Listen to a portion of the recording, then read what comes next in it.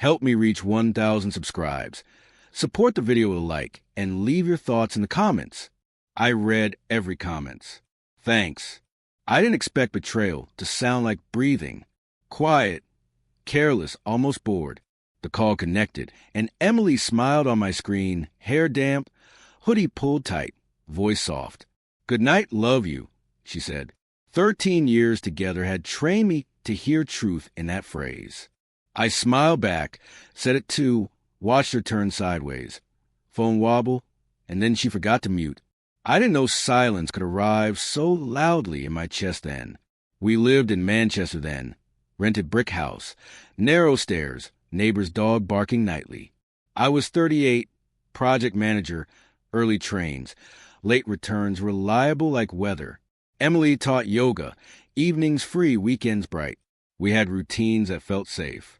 Calls before sleep, coffee texts, shared calendars.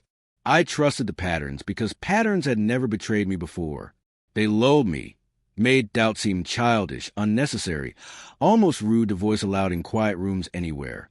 After the unmuted breath, there was laughter, not Emily's soft laugh, but a man's low and close. Sheets rustled, a throat cleared. My name stayed in my mouth, unsaid. The screen tilted, ceiling fan spinning, shadows moving. I heard a kiss land, wet and careless. Time thinned, stretching each sound until it hurt. I counted my breaths, failed, felt something fracture behind my eyes.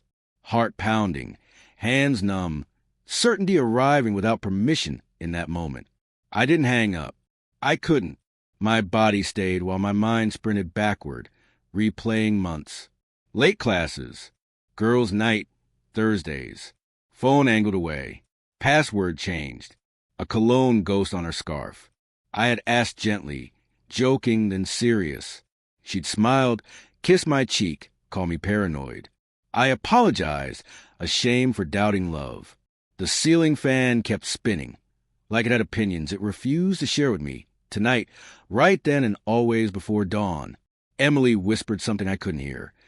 Then the man answered close enough to brush the mic. He called her M. Familiar. Earned. My stomach folded.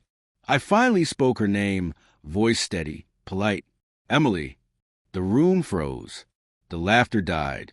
A sharp inhale. Then the call ended. The screen went black. Accusing. I sat there, phone warm, heart cold, listening to my own blood argue with reason, memory, and hope until none answered me anymore.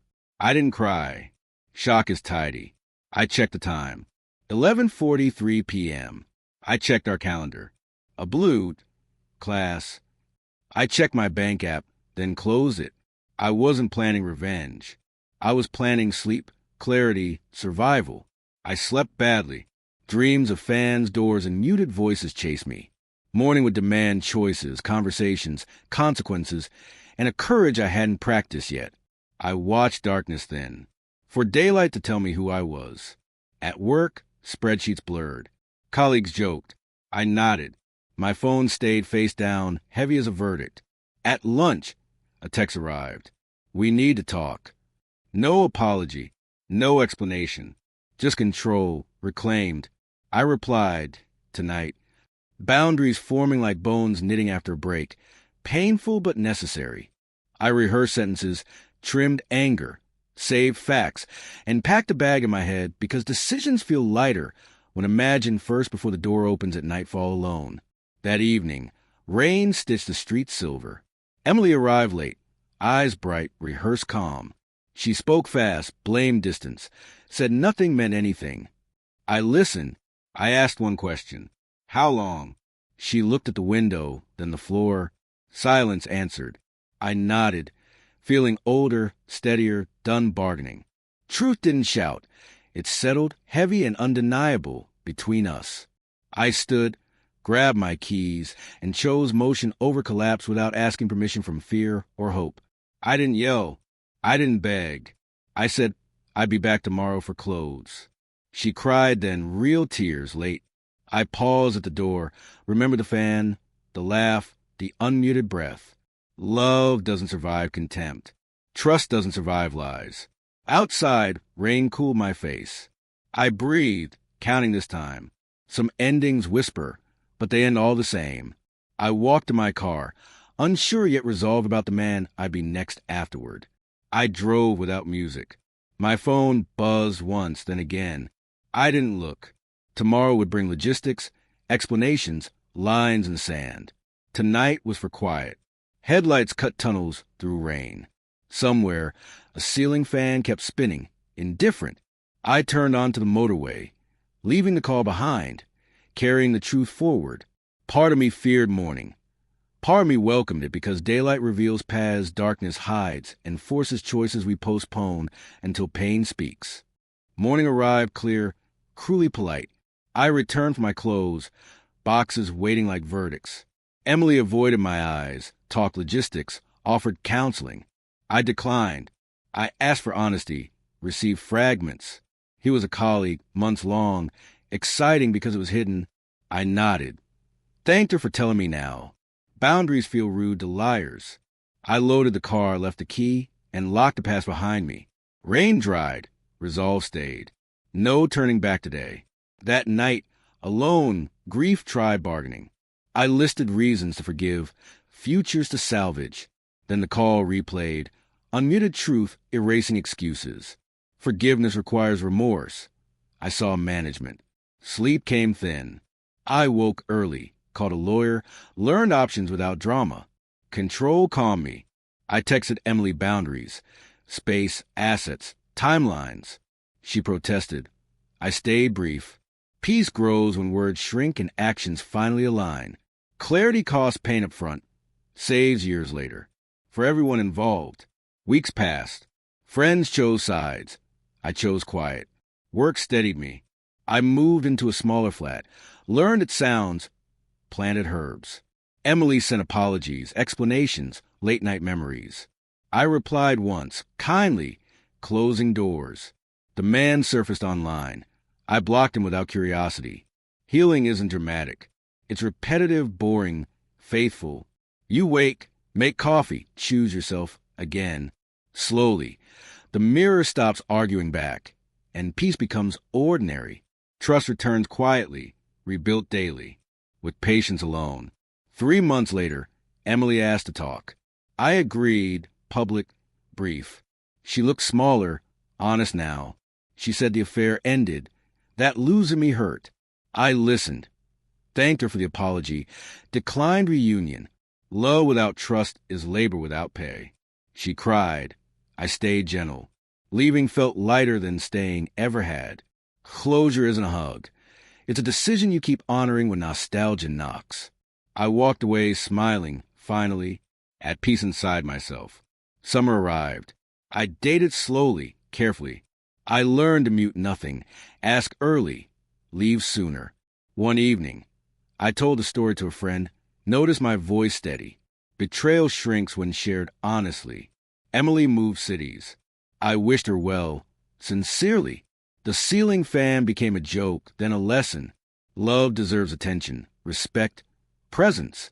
When any is missing, silence speaks louder than promises whisper into phones. I listen now, always, without excuses anymore ever. A year on, trust returned unexpectedly. Not perfect, but honest. I met Hannah at a bookstore, argued endings, laughed. We took it slow. I told her the truth early. She appreciated clarity. Goodnight calls became choices, not obligations. We muted nothing. If silence came, it meant sleep. Betrayal taught me standards, not bitterness. Love grew quieter, sturdier, real. I stopped fearing calls and started enjoying mornings again. Life felt aligned at last, without lingering doubt. I never confronted the other man. No speech could restore time. Consequences arrived anyway, unevenly, quietly. Emily rebuilt. I rebuilt faster. The lesson wasn't vengeance. It was listening. When someone forgets to mute, truth unmasks itself. When you mute your instincts, lies get comfortable. I keep instincts loud now. Love thrives where attention lives. If it drifts, I speak. If it fades, I leave kindly. Self-respect became my compass forward, through storms and calm alike. Sometimes I think about that call, not with anger, but gratitude. It ended illusions quickly. Pain sharpened choices.